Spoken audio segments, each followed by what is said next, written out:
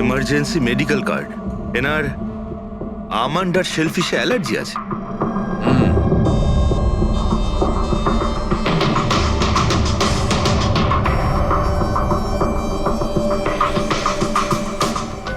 Sir, কেকটাও পুরো খাওয়া হয়নি। এই দেখুন, মনে হচ্ছে কেক কাটার কিছুক্ষণের মধ্যেই এরা সবাই মারা গিয়েছেন।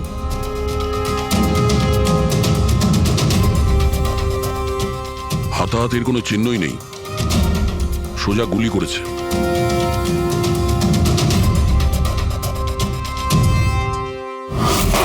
এইভাবেই গুলি চালিয়েছে।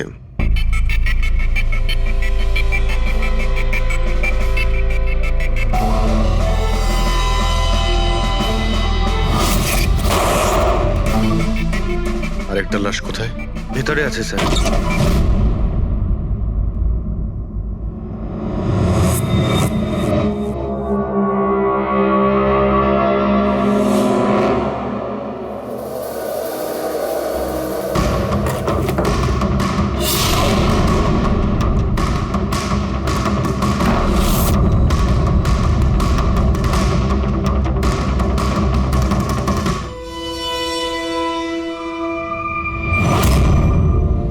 গান কেস, কিন্তু এ তো পুরো খালি।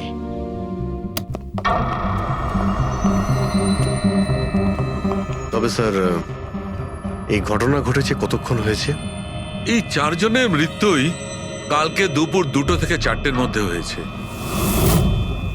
এরা কে কিছু জানতে পারলে? হ্যাঁ স্যার, উনি সুধীর বাবু, আর কে উইপস ইন্ডাস্ট্রির চেয়ারম্যান। ওর বড় ছেলে নীল, আর এ ওর ছোট ছেলে রিতেশ। আর ভিতরে যে আছে সে সুধীর বাবুর স্ত্রী মায়া। স্যার, নীল আর রিতেশ দুজনেই আর কে উইভস কোম্পানির বোর্ড মেম্বার ছিল, কিন্তু কোম্পানির অবস্থা খুবই খারাপ ছিল, বন্ধ হওয়ার জোগাড়। প্রচুর ধার বাকি হয়ে গেছিল, আর বাজারের ধারও মেটাতে পারছিল না, সমস্যা বেড়েই চলেছিল। তাহলে এখানে সেলিব্রেশন কি জন্য হচ্ছিল? স্যার, সুধীর বাবুর 60তম জন্মদিন ছিল। বার্থডে সেলিব্রেট করছিল? তাহলে নিশ্চয়ই আরো অনেকে এসেছিল। অফিসের কিছু লোক এসেছিল স্যার, আর ওদেরকে জিজ্ঞাসাবাদ করে ছেড়ে দিয়েছি।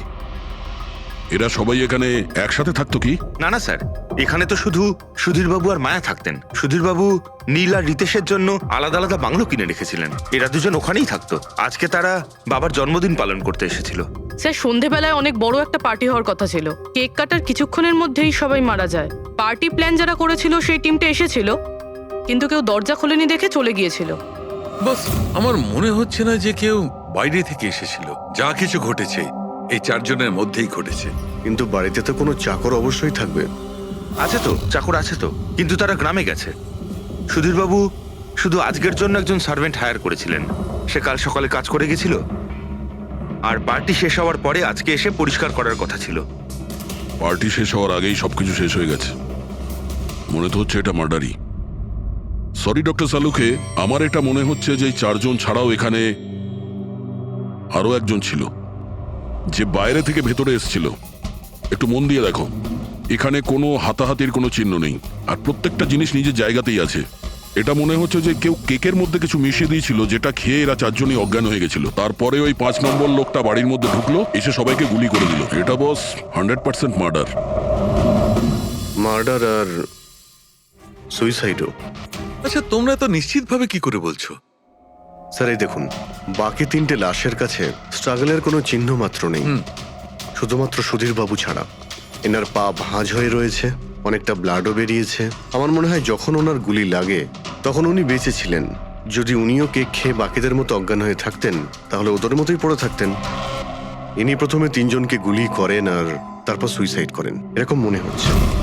যদি এটাই হয়তো, তাহলে যে বন্দুক দিয়ে গুলি করা হয়েছিল সেটা কোথায়? সেটা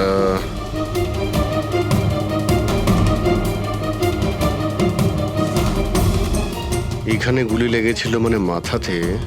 সুধীর বাবু যদি এইভাবে গুলি চালান তো এইভাবেই হয়তো পড়েছেন, আর তখনই হাত থেকে বন্দুকটা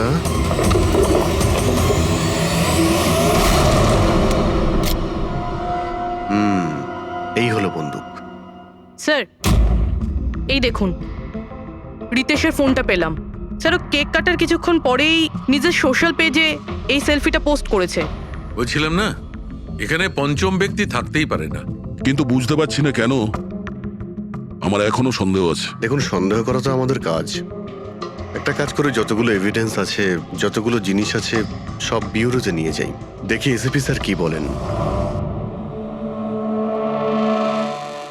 গোলমাল মনে হচ্ছে। বস, আমি ওদের পেটের মধ্যে কেকের টুকরো পেয়েছি। ওই যে কেক ওরা খেয়েছিল, ওই কেকের মধ্যে সেনেটিভ মেশানো ছিল, নেশার ওষুধ। সেনেটিভ? 3 জন খেয়েছে আর অজ্ঞান হয়ে গেছে। 4 জনই? না, 3 জন। নীল, রিতেশ আর মায়া, ওদের 3 জনের পেটের মধ্যেই শুধু কেকের টুকরো পাওয়া গেছে। তার মানে সুধীরবাবু ওই কেকটা খাননি? না দয়া, শুধু একজনই ছিল যে গুলি চলবার সময় অজ্ঞান হয়নি। কি সুধীরবাবু নিজের জন্মদিনে এই কেক খাননি? খায়নি, কারণ ওই কেকের মধ্যে বাদাম মেশানো ছিল। কিন্তু স্যার, ওনার বাড়ির লোকের তো নিশ্চয়ই জানা আছে যে ওনার বাদাম থেকে অ্যালার্জি ছিল। এক্স্যাক্টলি। তাহলে এই কেক আনলো কেন? অদ্ভুত ব্যাপার।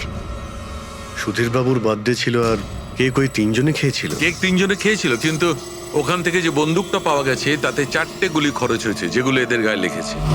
অদ্ভুত ব্যাপার যে ওর ওপর সুধীরের আঙুলের ছাপ আর আছে। ওই বন্দুকটাও তো সুধীরবাবুর নামেই রেজিস্টার করা। তো সুধীরবাবু প্রথমে ওই 3 জনকে গুলি করে আর তারপর নিজে সুইসাইড করে। কিন্তু কেন? ঝামেলা এড়ানোর জন্য। ব্যবসা ডুবে যাচ্ছে, ধার দেনা বেড়ে যাচ্ছে, এই জন্য নিজের সঙ্গে পুরো ফ্যামিলিটাকেই মেরে ফেলে। আর কি কারণ হতে পারে? হ্যাঁ স্যার, তাই তো মনে হচ্ছে।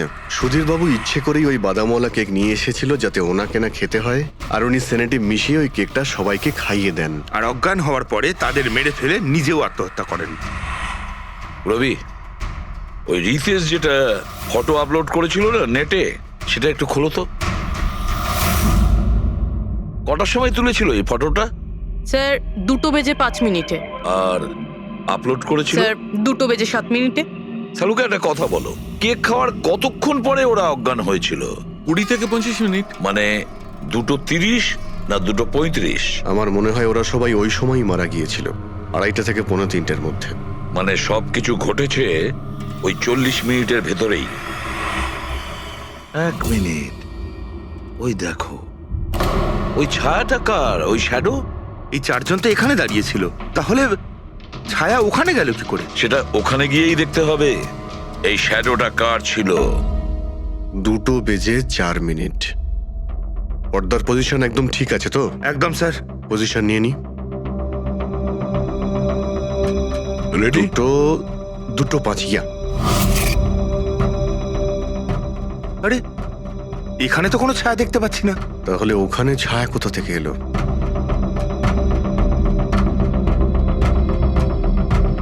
রোদটা এই দিক থেকেই আসছে। পুরবি, তুমি ওইখানটা গিয়ে দাঁড়াও তো। ইয়া, ব্যাস।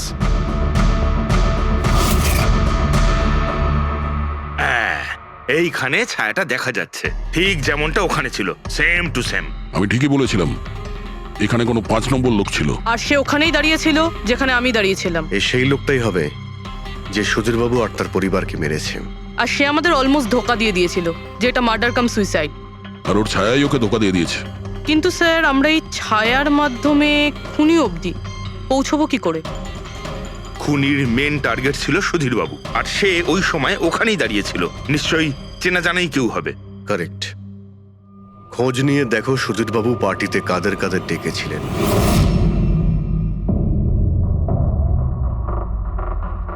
স্যার, আমি পড়ি। তুমি সুধীরের এক্সিকিউটিভ অ্যাসিস্ট্যান্ট? হ্যাঁ। স্যার, আমি Jahnavi. Marketing head. Yes sir. হ্যাঁ স্যার, আমি জগন্নাথ, আমি কোম্পানির লয়ার। আর সুধীরবাবুর পার্সোনাল লয়ারও। আগে হ্যাঁ, কিন্তু আপনারা আমার কাছে কি জানতে চাইছেন? সুধীরবাবুর কোম্পানিতে প্রায় 300 লোক কাজ করতেন, কিন্তু উনি পার্টিতে শুধু আপনাদের 3 জনকেই ডাকলেন। এরকম কিসের বিশেষ সম্পর্ক ছিল আপনাদের সঙ্গে সুধীরবাবুর? স্যার, আমি আগেও বলেছি যে আমি ওনার এক্সিকিউটিভ অ্যাসিস্ট্যান্ট। তো একজন এক্সিকিউটিভ অফিসারের সঙ্গে এতটা পার্সোনাল রিলেশনশিপ? স্যার, আমি ওনার শুধু কাজই না, বরং ওনার পার্সোনাল লাইফও ম্যানেজ করতাম। আই মিন পার্সোনাল আর প্রফেশনাল দুটোই। আর ওই দিনও আমি পার্টি ম্যানেজ করতে গেছিলাম, সেলিব্রেট করতে না। আর উকিলবাবু আপনি? স্যার, আমি আর সুধীর হলাম ছোটবেলাকার বন্ধু। ওর বার্থডে আর আমি যাব না, এটা কি করে হতে পারে? আর আপনি, আপনাকে কেন ইনভাইট করেছিল সুধীরবাবু পার্টিতে? স্যার আমাকে সুধীর স্যার না, নীল ইনভাইট করেছিল। আমি আর নীল খুব ভালো বন্ধু ছিলাম। I see. তো আপনি ওনার পুরো শিডিউল ম্যানেজ করতেন। হুম। তো এই বার্থডে পার্টির দিন কেউ কি আসার কথা ছিল? কোনো মিটিং রেখেছিলেন আপনারা? স্যার ওই দিন ব্যাংক হলিডে ছিল, তার জন্য কোনো মিটিং বা অ্যাপয়েন্টমেন্ট ছিল না। আর ওনার বার্থডে ছিল, তাই উনি পুরো দিন ওনার ফ্যামিলির সাথেই কাটাতে চাইতেন। দুপুর 2টো থেকে 3টের মধ্যে আপনারা কোথায় ছিলেন? স্যার আমি তো আমার বাড়িতেই ছিলাম, ভ্লগ বানাচ্ছিলাম। V blog? Video blog. আমার একটা ইন্টারনেট চ্যানেল আছে যেখানে আমি ভিডিও বানিয়ে আপলোড করি। স্যার আমি বাড়িতে ঘুমোচ্ছিলাম, আমার শরীরটা ঠিক ছিল না। স্যার আমি আমার ফ্যামিলির সাথে ফিল্ম দেখতে গিয়েছিলাম। আচ্ছা, কিছুদিনের মধ্যে সুধীর বাবুর ব্যবহারে কোনো পরিবর্তন দেখেছিলেন আপনারা? হ্যাঁ স্যার, আমি একটা জিনিস নোটিস করেছিলাম। স্যার আজ থেকে ঠিক 1 মাস আগে আমাদের মিটিং চলছিল।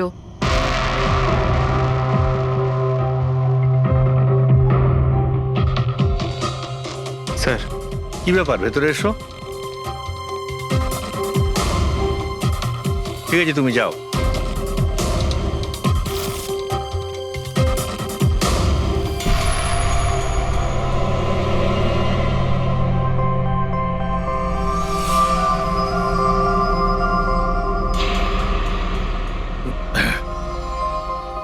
Sorry, gentlemen.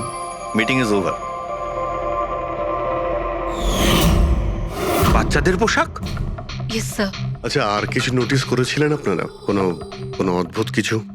হ্যাঁ স্যার, এই 2 সপ্তাহ আগে উনি আমাকে বলেছিলেন যে উনি ওনার দলিল চেঞ্জ করতে চান। উইল বদলাতে চাইছেন কেন? জানি না স্যার, ওনার দলিলে 3 জন মানুষের নাম ছিল, একজন ওনার স্ত্রী মায়া আর 2 জন ওনার ছেলে। কিন্তু উনি চতুর্থ একজনের নাম জুড়তে চাইছিলেন, অ্যাড করতে চাইছিলেন। কি নাম ছিল ওই চতুর্থ জনের? ওনার নাম তো উনি বলেননি। আপনি কি উইলটা বদলেছিলেন? আসলে আমি পেপার সব তৈরি করে দিয়েছিলাম, ব্যাস নাম ভরে ওতে সুধীরকে সই করতে হতো। জানি না কি হলো, হঠাৎ নিজের বার্থডের কিছুদিন আগে ও আমাকে বলল যে দলিল বদলাতে চায় না, ওই পুরনো দলিলটাই থাকবে। ঠিক আছে, এই চতুর্থ ব্যক্তি আবার কোথা থেকে এলো যার নাম সুধীর বাবু নিজের উইলে ইনক্লুড করতে চেয়েছিলেন? সুধীরজের মৃত্যুর এই চতুর্থ জনের সঙ্গে কোনো কানেকশন থাকতে পারে। আমার তো এটাই কিছুতে মাথায় ঢুকছে না। বাচ্চাদের পোশাক কেউ কাউকে কেন পাঠাতে যাবে? বাচ্চাদের জামা কাপড় পাঠানো হয়েছিল, তাহলে ওই এনভেলপটা কোথায় গেল? সুধীর বাবুর রুমটা তো আমরা ভালো করে চেক করেছি, ওখানে তো কিছুই পাইনি আমরা। বাড়িতে নয় তো অফিসে?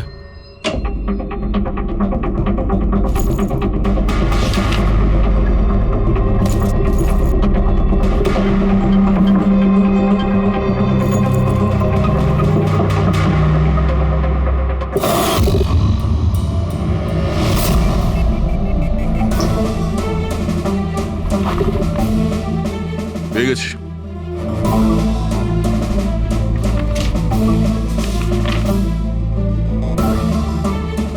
আরে, এতে তো দেখছি কোনো পোস্টাল স্ট্যাম্প বা যে পাঠিয়েছে তার নামই নেই। তাহলে পার্সেল এখানে পৌঁছলো কি করে? মনে হচ্ছে এই এনভেলপটা সোজা কেউ কোম্পানির পোস্ট বক্সে ঢেলে দিয়েছিল।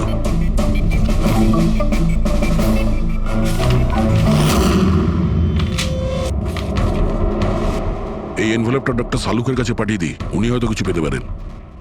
ঠিক আছে।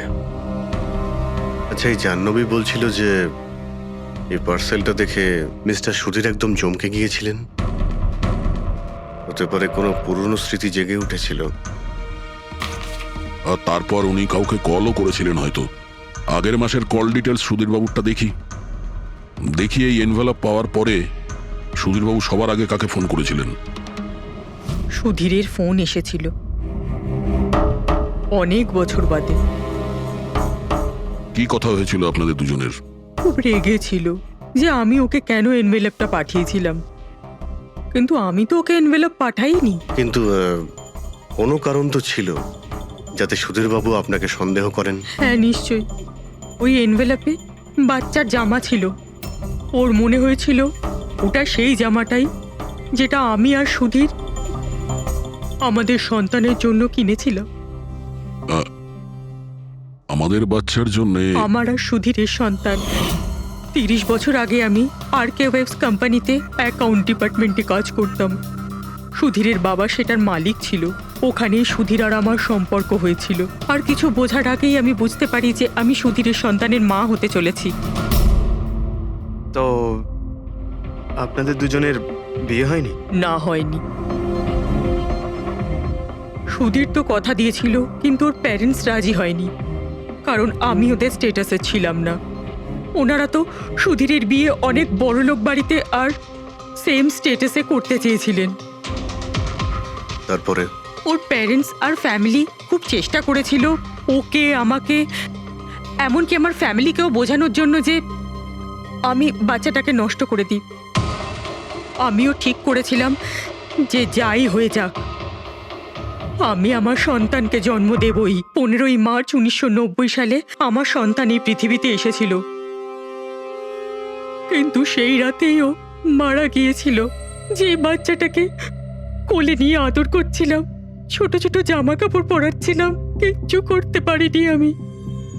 আমি ভেবেছিলাম যে এরকম সময় তো সুধীর আমার পাশে থাকবে, আমাকে সাপোর্ট করবে, কিন্তু ও তো এর আগেই আমার সাথে কথা বলাটাও বন্ধ করে দিয়েছিল।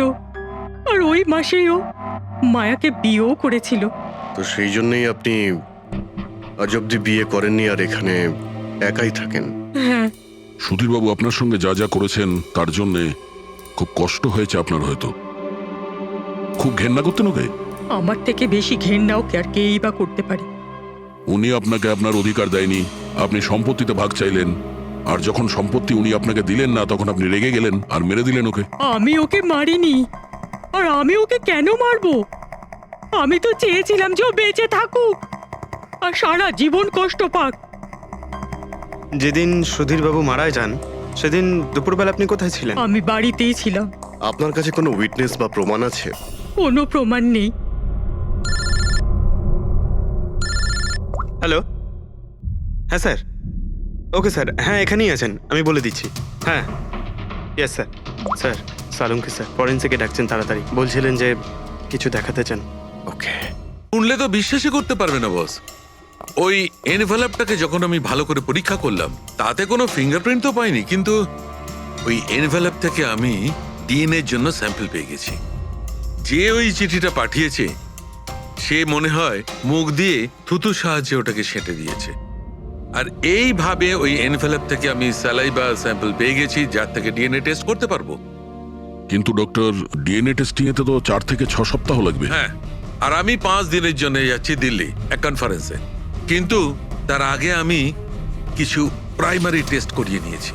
তো স্যার আপনি এই টেস্ট থেকে কি পেলেন? এই টেস্ট থেকে আমি জানতে পেরেছি যে এটা যার ডিএনএ হোক না কেন তার ডিএনএ সুধীরবাবুর ডিএনএ এর সঙ্গে ম্যাচ করছে। কি? তার মানে এই যে, তার মানে হচ্ছে এইটা যে এই চিঠিটা পাঠিয়েছে সেটা সুধীরবাবুর কোনো রক্তের সম্পর্কের লোক।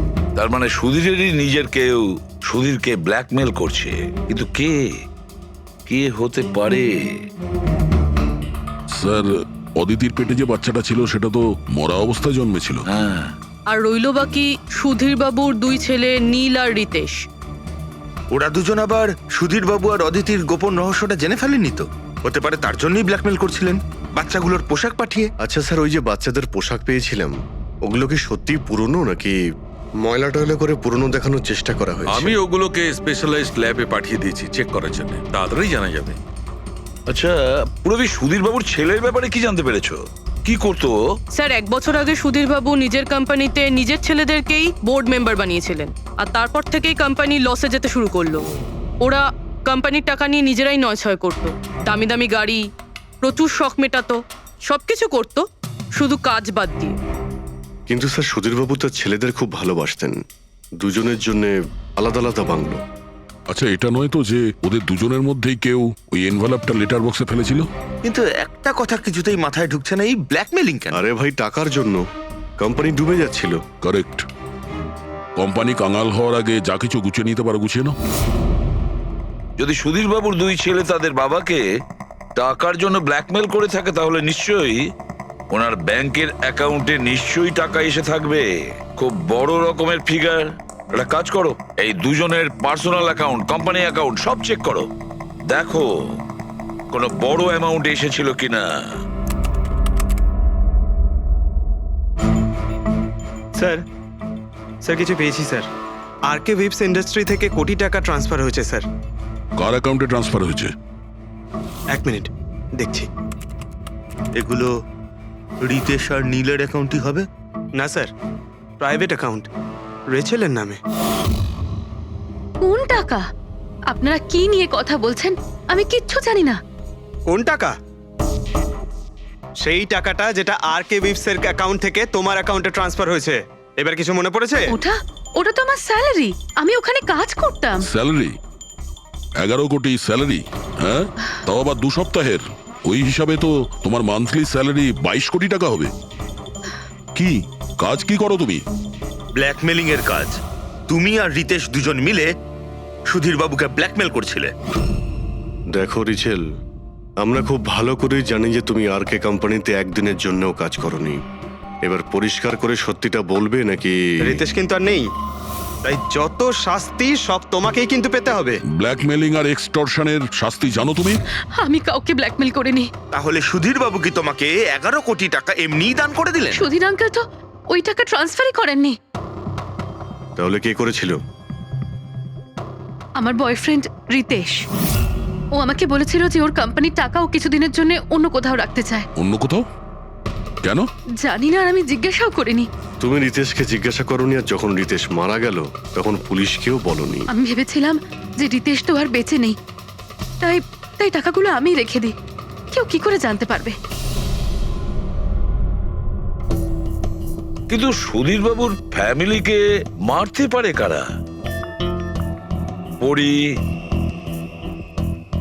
তো ভিডিও বানাচ্ছিল, আর জাহ্নবী অসুস্থ ছিল, আর জগন্নাথ নিজের ফ্যামিলির সঙ্গে ফিল্ম দেখছিল। কিন্তু অদিতির ব্যাপারে আমি কিছুই বুঝতে পারছি না। কিন্তু কে হতে পারে যে সুধীর বাবুকে এনভেলপ পাঠায়, ওই প্যাকেটটা পাঠায়? সে কে? ওর নামটা সুধীর বাবু উইলে লিখতে চেয়েছিলেন, কিন্তু লেখেননি। সে কে?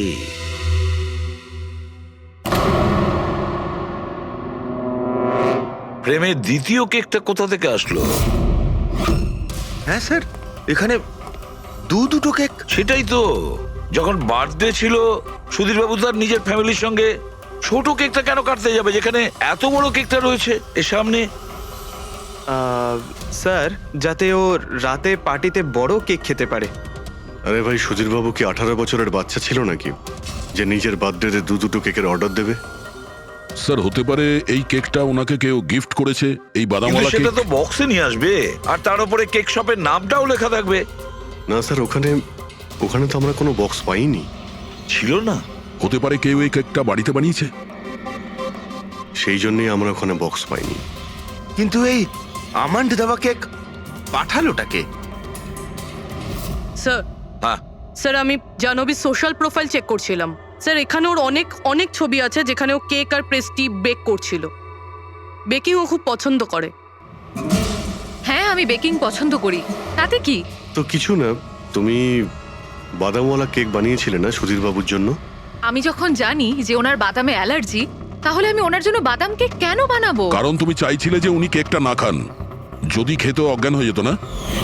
আর তুমি চাইতে যখন তুমি ওকে মারবে তখন যেন ওর জ্ঞান থাকে, কষ্ট পায় তোমার সামনে, প্রাণ ভিক্ষা করে, তাই না? আরে আমি সুধীর আঙ্কেলকে কেন মারবো? তুমি কেকের মধ্যে সেনেটিভ মেশাওনি রিতেশ, নীল আর মায়াকে মারার জন্য?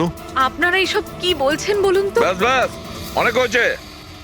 তুমি বলেছিলে না যে ওই দিন তুমি অসুস্থ ছিলে আর বাড়িতেই ছিলে? কোথাও তুমি যাওনি। তুমি পার্টিতে কিভাবে গিয়েছিলে কিনা পার্টিতে? আমি সত্যি 2-3টে পর্যন্ত ঘুমিয়েছিলাম।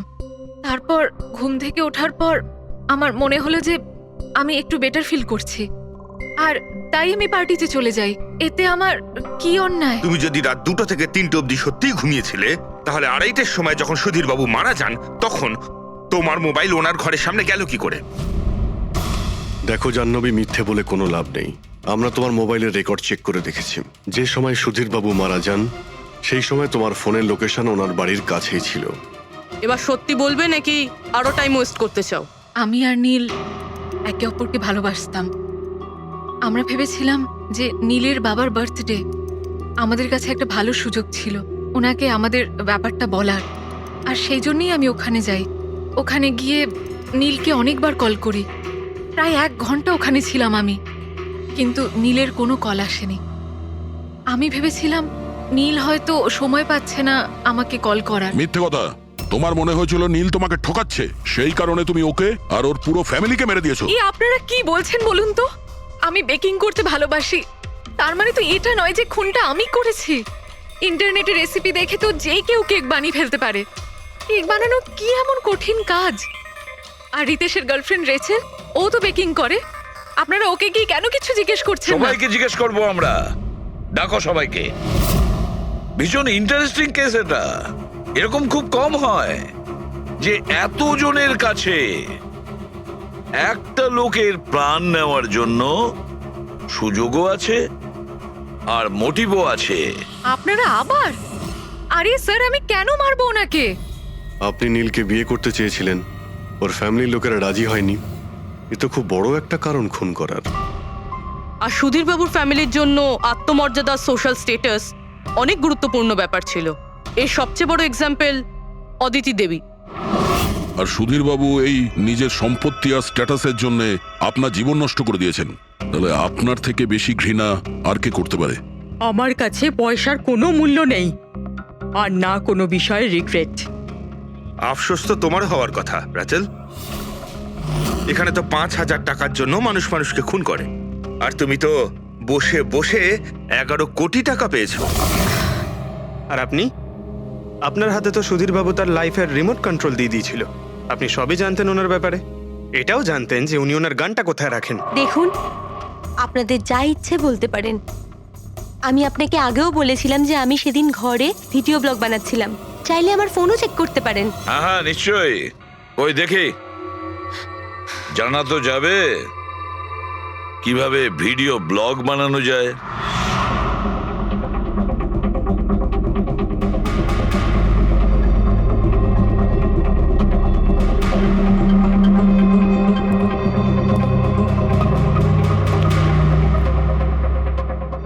স্যার, এখন আপনি বিশ্বাস করেছেন তো যে সেদিন আমি নিজের ঘরে DIY ভিডিও বানাচ্ছিলাম? DIY তার মানে? Do it yourself. স্যার, আমি প্রত্যেকদিন নিজের ইন্টারনেট চ্যানেলে মানুষদের দৈনন্দিন কাজের ইজি পদ্ধতি দেখাই। Do it yourself. স্যার, হ্যাঁ, নিউজ পেপারটা দেখুন, ডেটটা ওই একই। হ্যাঁ, সেটাই তো আছে। মানে ভিডিও ওই দিনই শুট করা হয়েছিল? স্যার, হ্যাঁ পুরবি। স্যার আমি মেমোরি কার্ডের ডেট আর টাইম চেক করেছি। এই ভিডিওটা ওই দিনই তৈরি করেছিল, 2টো থেকে 4টের মধ্যে। আচ্ছা, আর স্যার, ওরির মোবাইল লোকেশন ক্রস চেক করেছিলাম আমরা, তাতে দেখলাম ও সেদিন বাড়িতেই ছিল। পুরবি একটা কাজ করো, এই 4 জন লেডিসকে আলাদা ঘরে বসাও। স্যার হুম, চলো।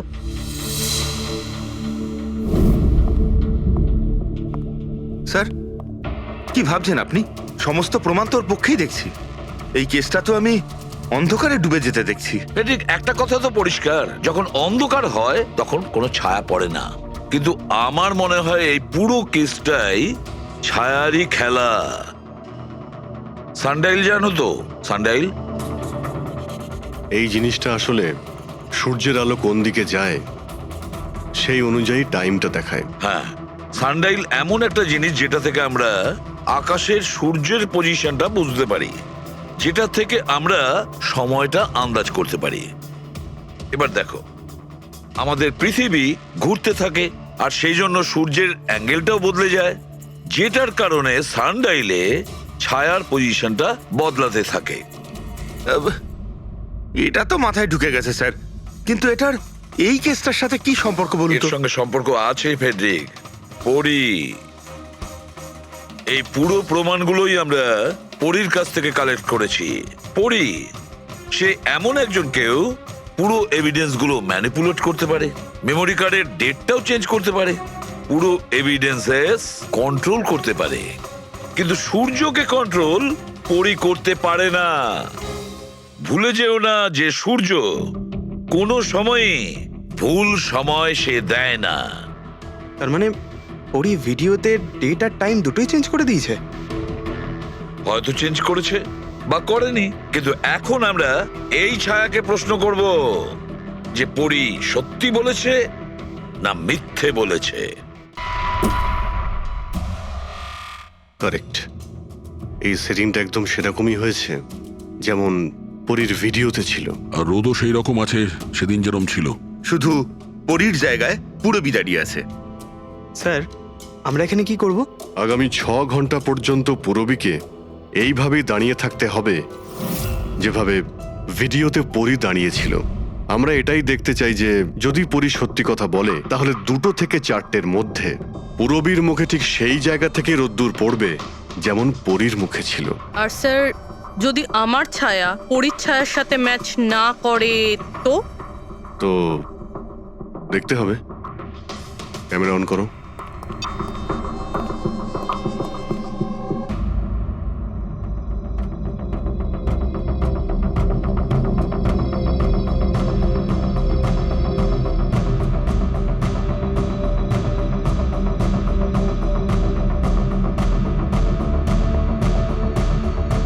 চলো, গুড। ওকে পুরবী, রিল্যাক্স। আচ্ছা, কি আছে এই ভিডিওতে? আরে দেখতে দাও ভাই।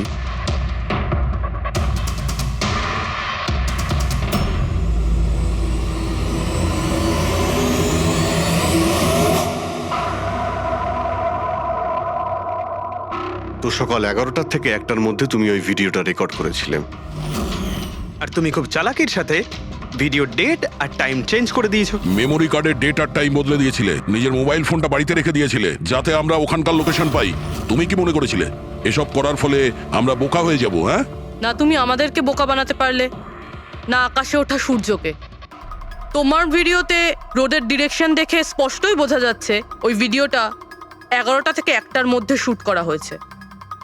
চেষ্টাটা ভালোই করেছিলেন, কিন্তু রিসার্চ ওয়ার্কটা একটু দরকার ছিল। পরি, তোমার ব্যাপারে আমরা সবকিছু জেনে গেছি। পড়ি, আমাদের হয়তো ম্যাক্সিমাম 4 সপ্তাহ সময় লাগবে তোমার ডিএনএ টেস্ট করে এটা প্রমাণ করতে যে তুমি সুধীর বাবুর মেয়ে, কিন্তু তাতে সত্যিটা বদলে যাবে না।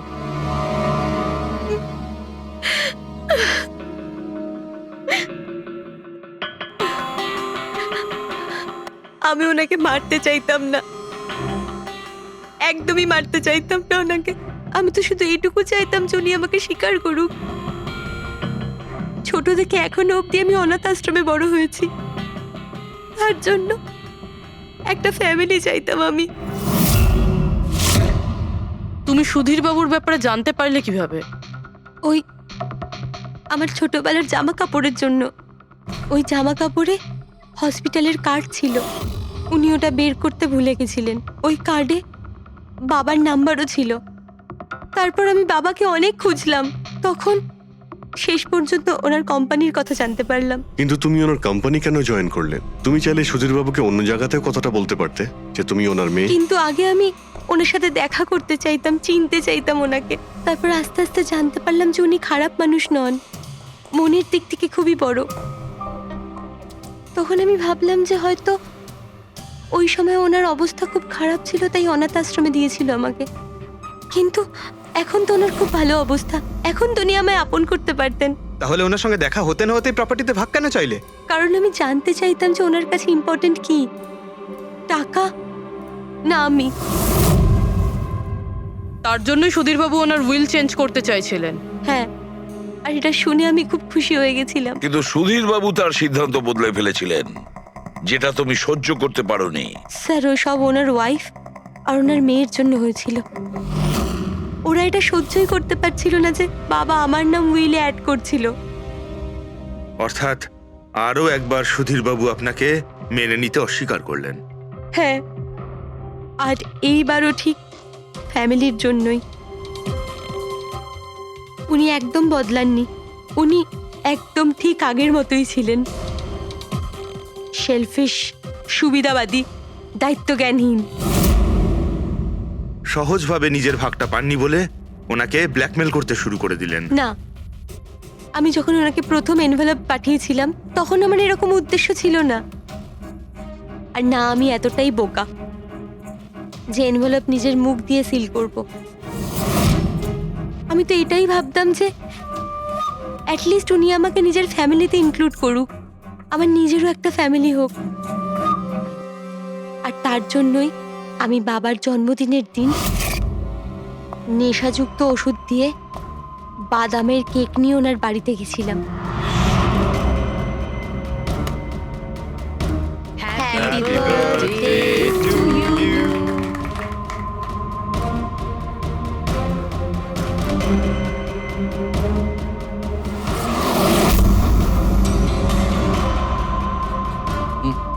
আমার অ্যালার্জি আছে।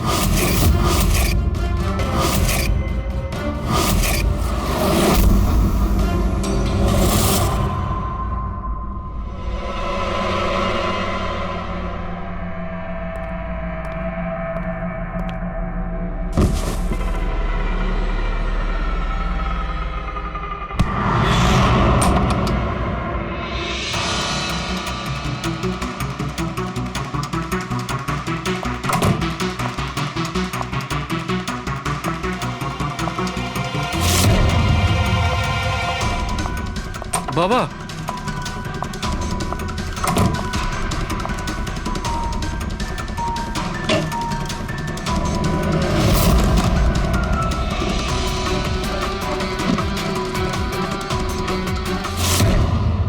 তুমি সুধীরবাবুর পুরো ফ্যামিলিকে মারতে চেয়েছিলে না? তোমার লক্ষ্য পূরণ হয়েছে। এবার তোমার সঙ্গে ওনার ফ্যামিলির লাস্ট মেম্বারও শেষ হয়ে যাবে। জেল যাওয়ার আগে আমরা তোমার সঙ্গে কারোর সঙ্গে দেখা করিয়ে দিতে চাই।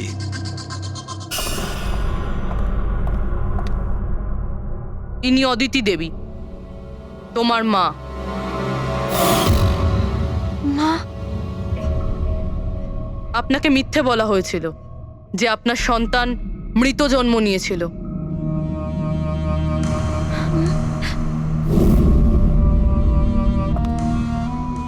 মা,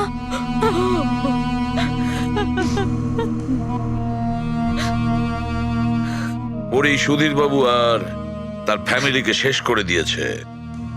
আমরা দুঃখিত, আপনারা দুজন আবার বিচ্ছিন্ন হয়ে যাচ্ছেন।